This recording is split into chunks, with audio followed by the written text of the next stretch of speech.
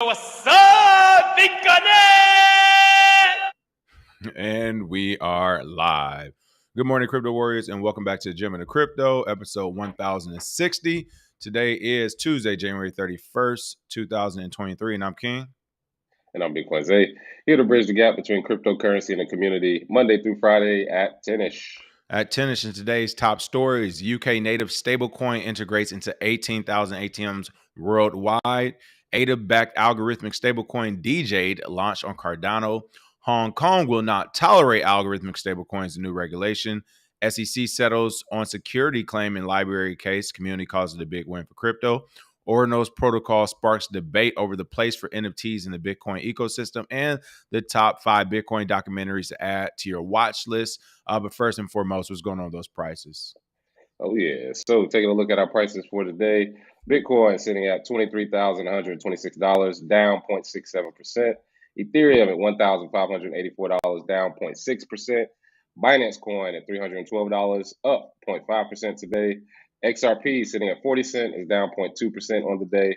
Cardano sitting at 38 cents, down 0.83%. Dogecoin sitting at 9 cents, is up 6.4% today. And rounding out the top 10 is Polygon at $1.11, down 2.1% today. And some of our trending coins include Shiba Inu, an oldie but goodie, Aptos, and Bitcoin. And some of the recently added coins, Shiba Inu's cousin, Shyla Inu. I don't know how many of these they can make. Neuroni AI and Your Wallet. So for the DJs who want to dumpster dive, there you go. There it is. All right, let's jump straight into it. Some quick shout outs for the day. What is going on? T, Bitcoin Matt on Wisdom Bars, Virgo, El Unico, Kadeem K, Erica K, BK Born, Best I Ray, Satoshi Slim, Woe Be Easy, Janine Hayes. Good morning, everyone. Welcome back to the show. Top story of the day. I mean, this story just broke right now. This is crazy to see, but it looks like it is officially happening. People, the future is here, at least in the UK. UK native stablecoin integrates into 18,000 ATMs worldwide. That is right. We're not talking about Bitcoin ATMs. We're talking about regular ATMs with stablecoins. Oh my God, do you see that, people? Technology. It's possible to integrate and merge all this stuff, and no one even feels the pinch point. No one feels the pain. Literally, you wake up on a Tuesday morning and boom, everything you said that we didn't have. Well, where can you get the crypto from? Well, it looks like the ATM now, and not a Bitcoin one, a regular one. That's right. Brits can now withdraw physical cash for GBPT, a 1-for-1 pound sterling stablecoin, as well as other cryptos at ATMs in the United Kingdom. Now, if you're anything like Zay and I, before the show, I was like, wait. Initially I thought this was a bigger story because I thought this was a CBDC. But then I was like, wait, this is a stablecoin. Well, who owns it? Because what's crazy to me is like this is technically like a private currency versus a central bank digital currency or whatever like that, central bank, whatever you want to call it. So since it's a private currency, it's interesting to see that this private currency got the nod. Will this be the next new like exchange being listed on exchange wars where we see a token get listed on exchange and it goes up in value? Well, what if now tokens and projects say, hey, we don't need to go to exchange. If we can get listed straight to the ATM, now we're really talking. So this would be something interesting to look at, but we're looking at this partnership between Pound Token and Bitcoin Point, which is making the country's first 100% backed GBP stablecoin accessible to retail consumers via a network of 18,000 ATMs across the United Kingdom. This move marks another step towards the UK becoming a crypto hub and is in line with the government's push to use stablecoins for wholesale settlements. This is pretty crazy. Bitcoin Zay, what do you say of this? Is this are we living in the future now? Is this about to proliferate? What's going to happen next?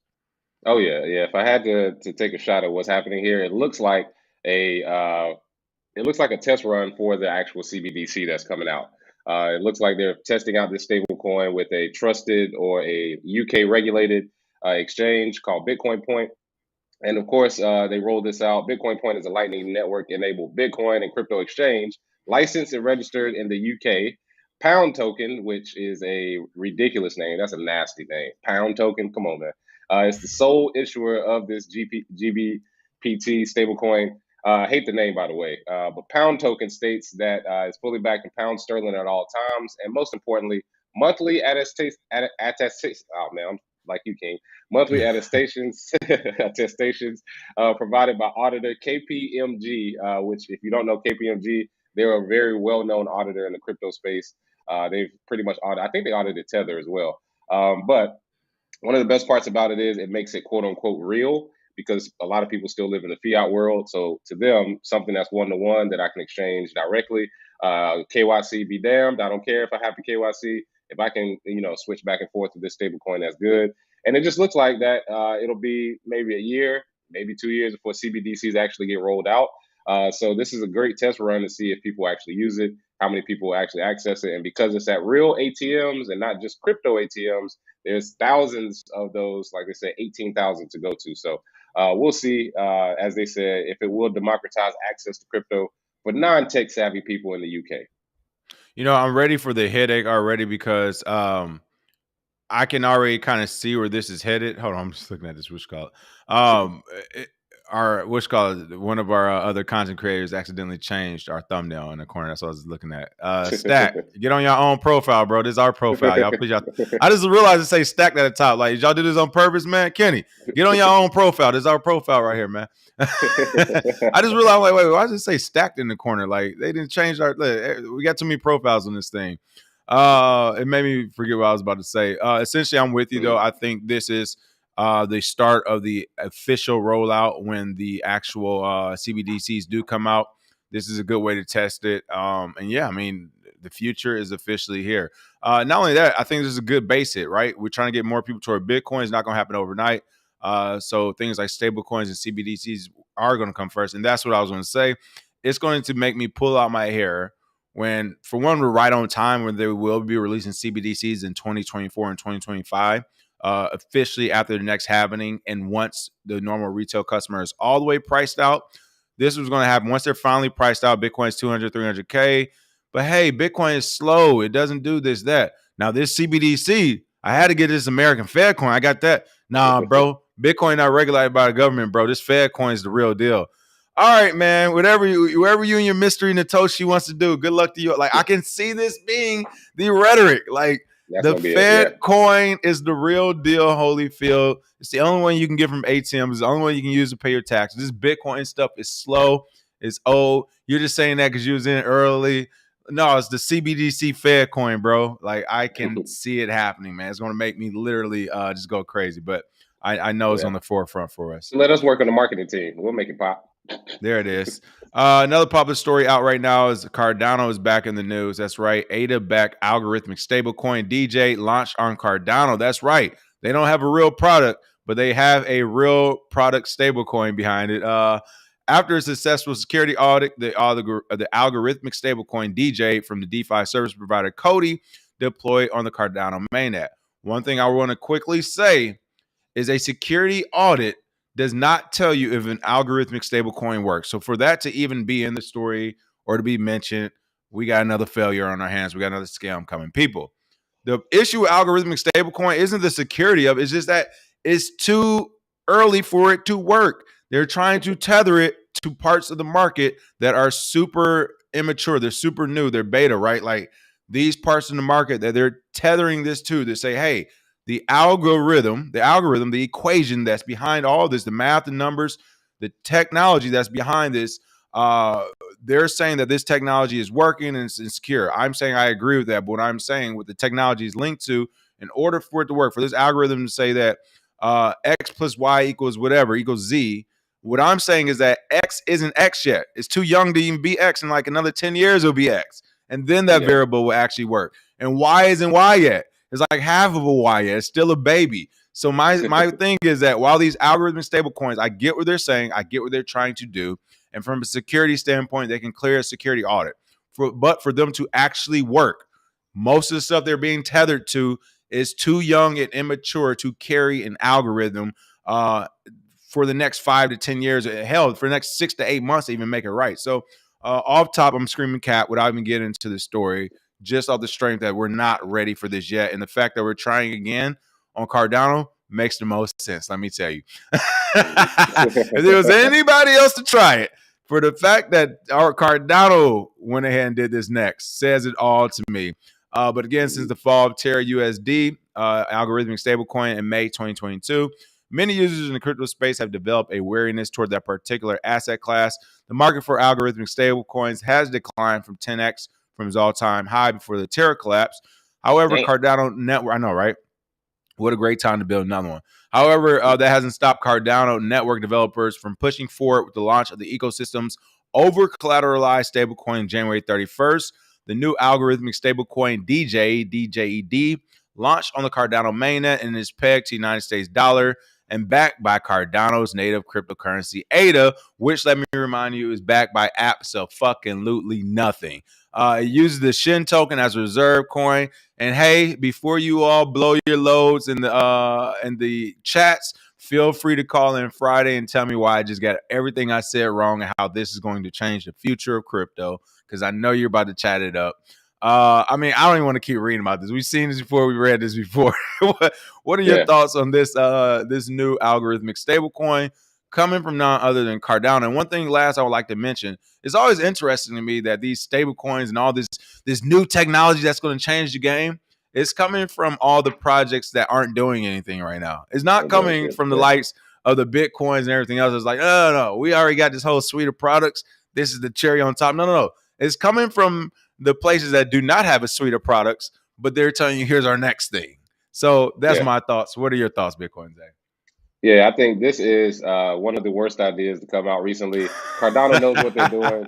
They put it out because they want the news cycle to keep them in the news cycle. This is how they constantly keep people updated. I think the name is completely terrible. I mean, Djed, Djed, who the Djed. That's what it's supposed to be for the Djed. That's what it's supposed to be. Yeah, Djed.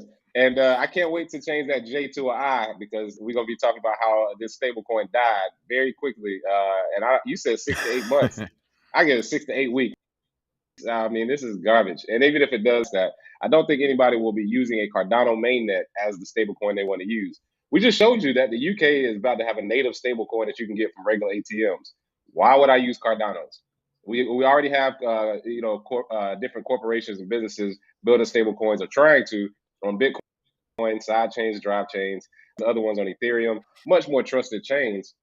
Cardano, I mean, again, this is just a way for them to stay in the news. And like you said, Cardano is backed by Charles, which, I mean, Charles isn't backed by anything but seed oils and Krispy Kreme. So I'm not dependent on that currency at all. So with ADA's news comes, of course, the next news story, which is basically that algorithmic stablecoins are bullshit and to leave them alone. Everybody knows that's red flags. As soon as you hear algorithmic I'm looking at our comments. Our comments know. That's what I'm talking about, Warriors. Yeah. They know it. Yeah, exactly. Even they know. Yeah. And somebody just commented, isn't Djed a symbol for Egypt, the spine? Don't nobody know that shit, man. Nobody looking that shit up. It's terrible, and can't nobody pronounce it. Tell somebody I'm about to send you some Djed, and they're gonna be like, what? Some Djed, the algorithmic stablecoin on Cardano that's backed by the Cardano blockchain and also uses the Shin token. That confusing that shit. And nobody's using that shit. I mean, nobody is going to move away from something that's easier to something that's harder. They just took an easy concept and made it harder on themselves. Wow. You're right. Whoever said is right. It means stability in ancient Egypt. Oh, y'all. Right. Hey, Charles, you're a fool, my boy. I love it. Charles love him some Africa, boy. Charles Africa, boy. Let me get them some mythical African magic. That will make the price go up. Exactly. And this looks like something that Charles would name Djed. Like, sit there. Cardano is constantly. What are we doing? This is what Cardano's doing. They're constantly outsmarting themselves with these names because they have some terrible names for these projects. Djed is just the latest. Oh man! All right. I have no words for this. Listen. I just have no words for it. I'm glad they came up with a catchy name. It has a storyline to it. That's what I'm talking about, the narrative. I love it. Let's get this PR machine rolling. Again, people, here's the deal. When it comes to algorithmic stablecoins, they should be able to pass the security audit because he's not fucking doing anything but saying X plus Y equals Z.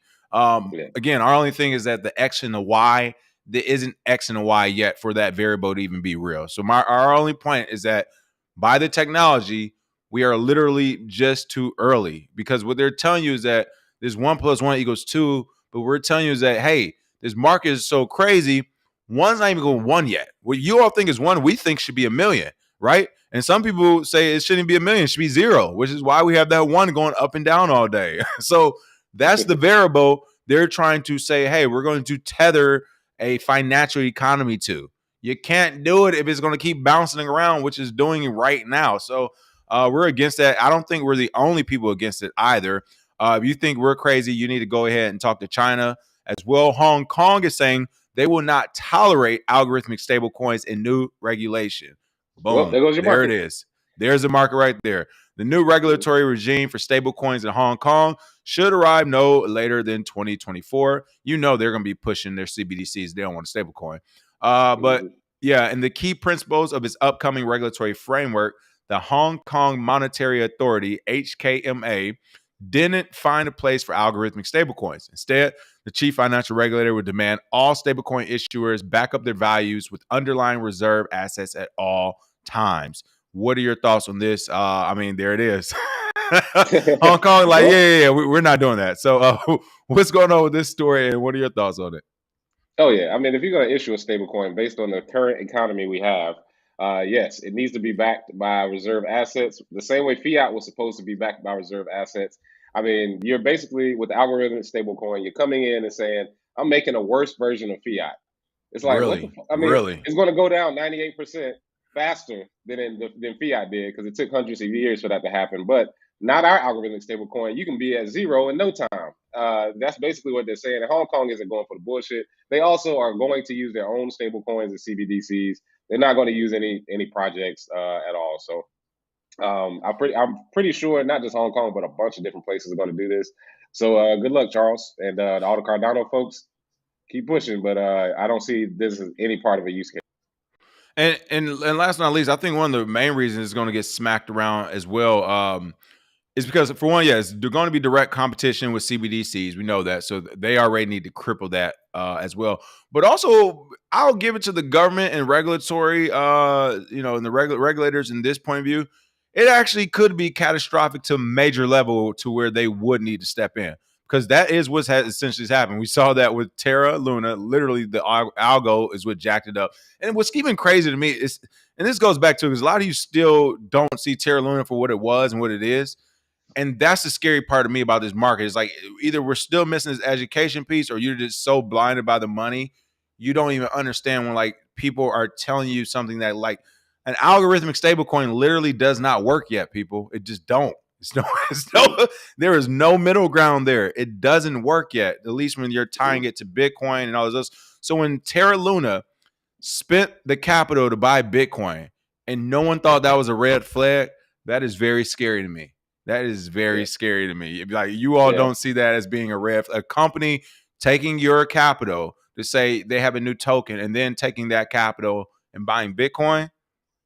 Come on. Yeah. The only way I could see an algorithmic stablecoin, the reason it's far off is because theoretically, if you connected artificial intelligence to major liquidity markets and I see what you're saying. They could do it. They could do it. Yeah.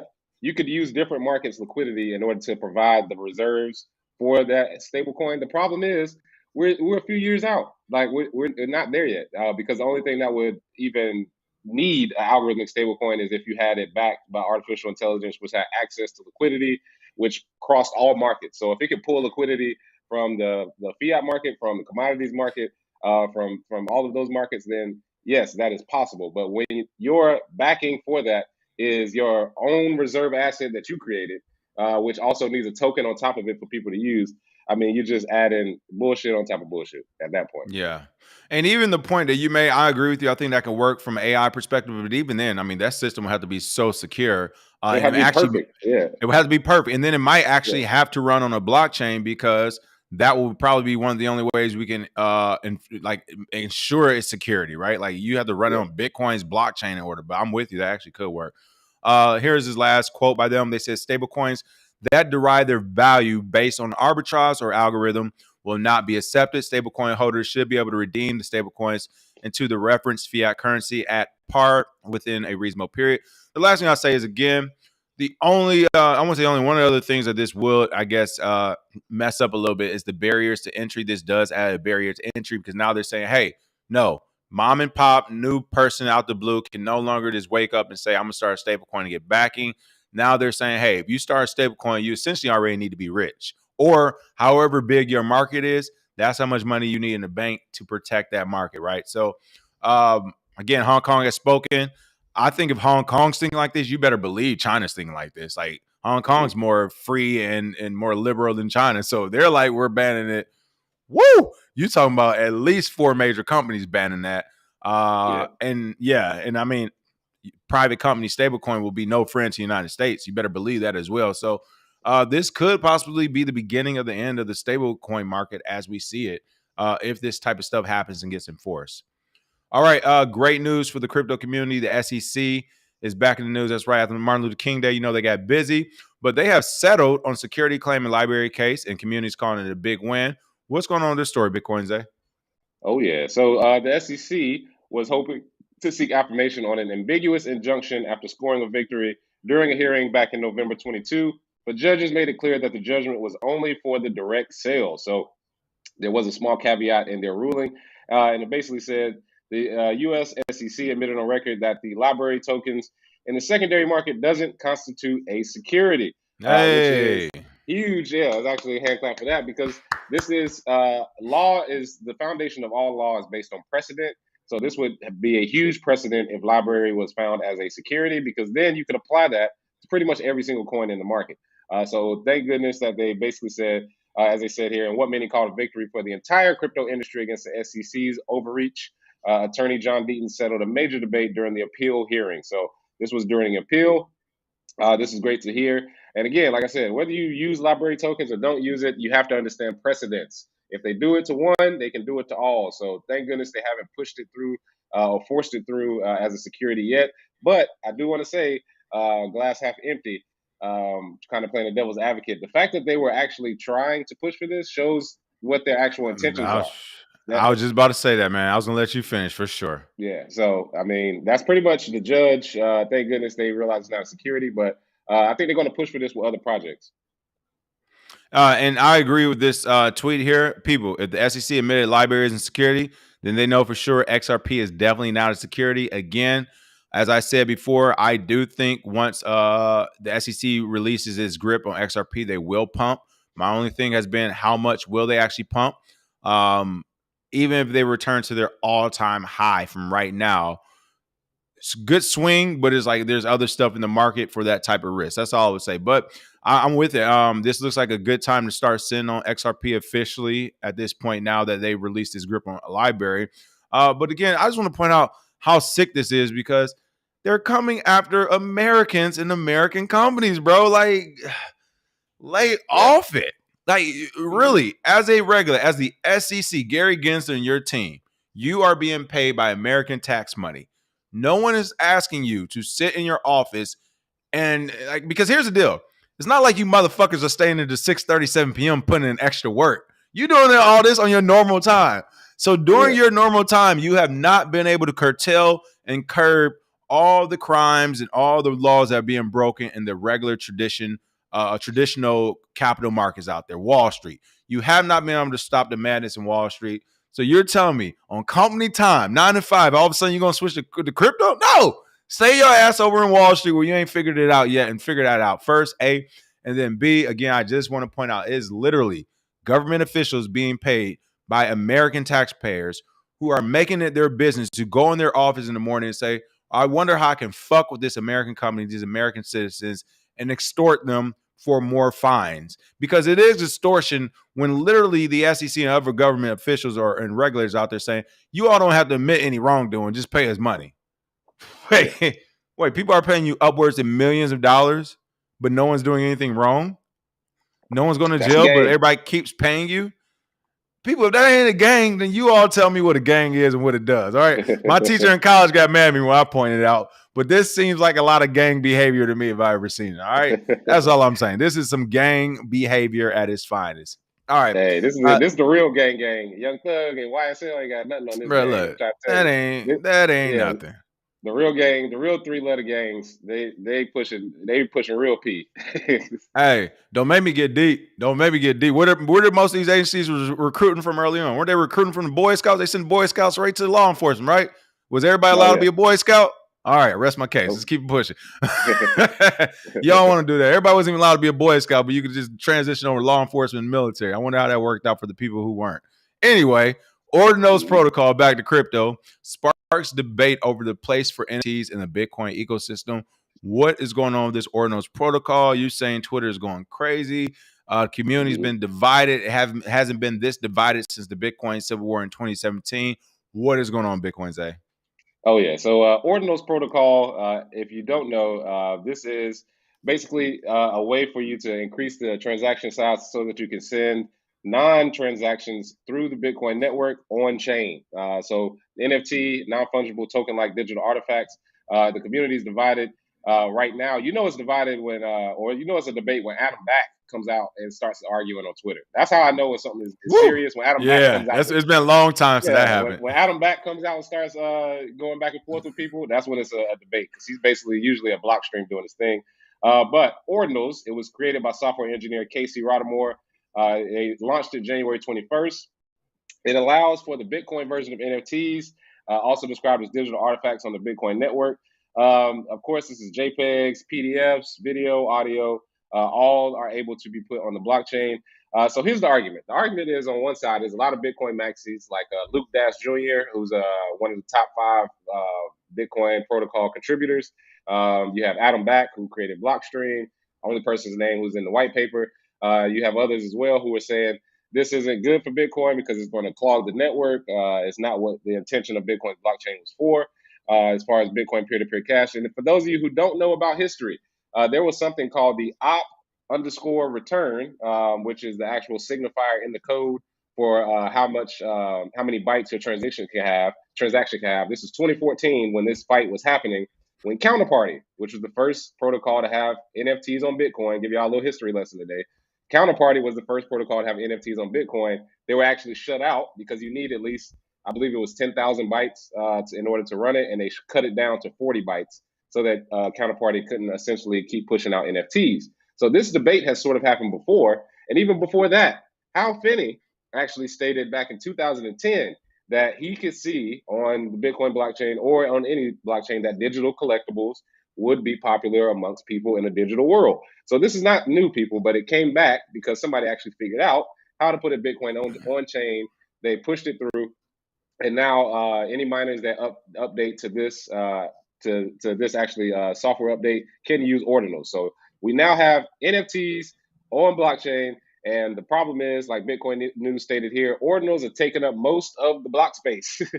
So basically, people are flooding the block space in Bitcoin with these JPEGs, with these movies, whatever. The thing is, as a miner, you can actually deny the transaction. So that's what the Bitcoin maxis are sort of pushing for, is deny all the transactions, shut them down. If you're a mining pool, don't even allow them to come through, or charge them such high fees that they won't want to use it. So that's the debate that's going on now.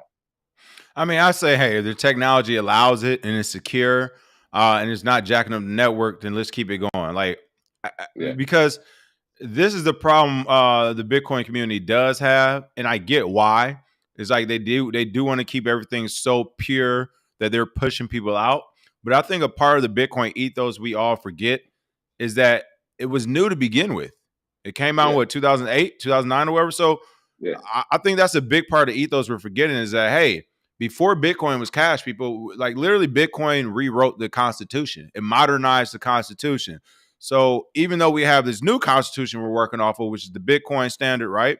I say we don't stop there, right? Like, again, we shouldn't tinker and play with it too much, because we've already seen how people right now clearly they don't think anything is wrong with giving their money and capital away to a person or a project just for them to take that capital to buy a different asset that they didn't talk to them about. They don't even see anything wrong with that. So let's be clear, as far as the masses, rich and poor, they don't know what's going on in this market, and they don't know the way forward as far as for an actual financial market, right? They're just looking at the quick get rich quick schemes.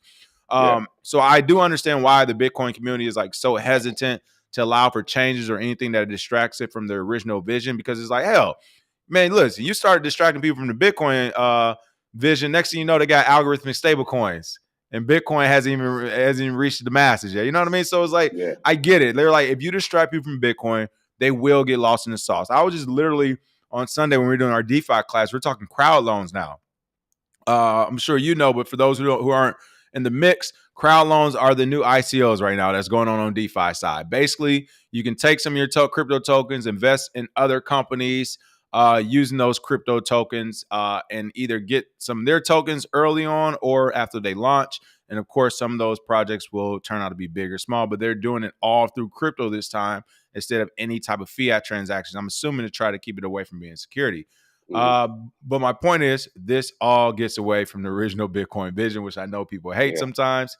But my thing is, Bitcoiners cannot keep pushing back on every little thing because this is how these secondary and these other markets are made, where these markets end up becoming just as big, if not bigger sometime, as the original Bitcoin market. Like, we're looking at the altcoin market. The size of the altcoin market is ridiculous. Like, there shouldn't be 21,000 altcoins. there shouldn't be 200. There shouldn't be 200 or 300 altcoins. So the fact that we have it, to me, that's everyone that got pushed away from Bitcoin somehow, shape, or form. So that's where they went to go develop those markets. Now, hey, so what? They're gonna die. So what? But whatever. What are you about to say? Yeah, let me also comment as the Freedom Maxi. When people talk about Bitcoin Maxis, this is one of the things I hate. This is why I say I'm more of a Freedom Maxi. Do what you want to get what you need. Because if Bitcoin is the best way to use it, there is no way you can tell me something that was created 14 years ago, you've already become the jaded old men who were like, no memes, no digital collectibles, no. It's a waste of time. That's what I'm saying. We getting too stuck. Come on. This wasn't about that. Yeah, exactly. You sound like old man yells at cloud. Let people do what they want. The problem is they know, excuse me, they know that if it clogs up the network, it would basically reopen the argument for the block size. For the scaling what they don't want. Exactly. Right. So the main thing with me is that if you want actual freedom, you have to let people do what they want. And this sort of uncovered sort of the centralization of the code of the developers, because they're saying that they won't accept it themselves. However, that won't ever stop Bitcoin because people can do what they want. So, pipe down a little bit. Stop being the old dudes in the room. That's one thing I discussed when I was in Naples. They were like, why are Bitcoiners so angry now? We're supposed to be the cool people. All the cool people are going to Web3 and crypto, and then Bitcoin is turned into a bunch of the old guys who are looked at as bankers now because time moves faster. Well, for some of them is going to be what we see in the traditional space, and that's they're just trying to save their bank. They're trying to save their money. Some of them are like, no, I am millions up on Bitcoin. I don't want you to have another crypto or stable. So some of them are doing that. But by and large, like, I'm with you. I'm hate how we're getting stuck on like, this is the way it has to be done, and da. It's like, again, I get it. The biggest defense I can have for Bitcoiners is that, hey, they're saying that, all right, fine, do it your way, do ordinals, do different cryptos, do algorithmic stablecoins.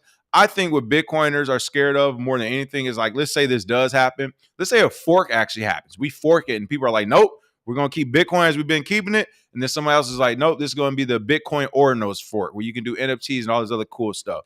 The day the ordinals fork goes down and something happens, not only will Bitcoiners be like, I told you so, but they're going to be super pissed off because the average person won't be able to tell the difference.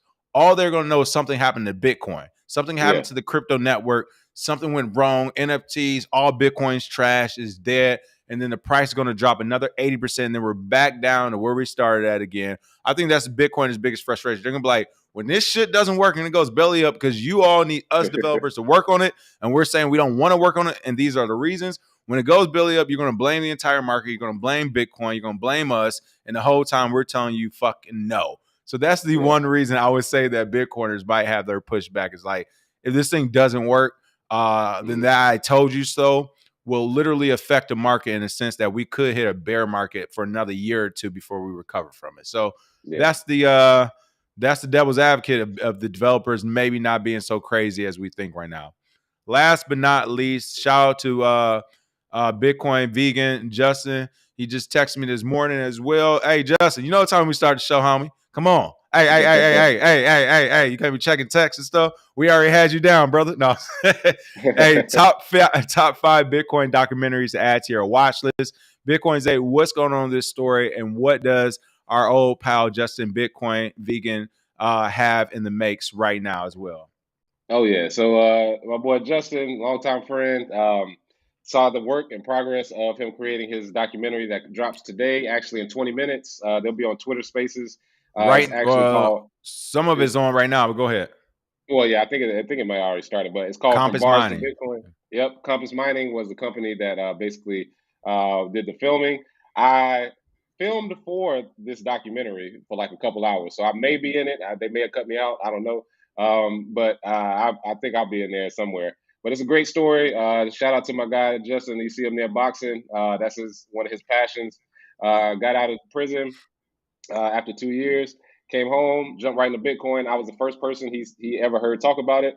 Me and him drove around Charlotte. We drove down Beatty's Ford, went all around the west side for like an hour and a half talking about Bitcoin, introduced him to it. And then from that point, he took off. And shout out to his mom, great lady. I've been at that house 1,000 times.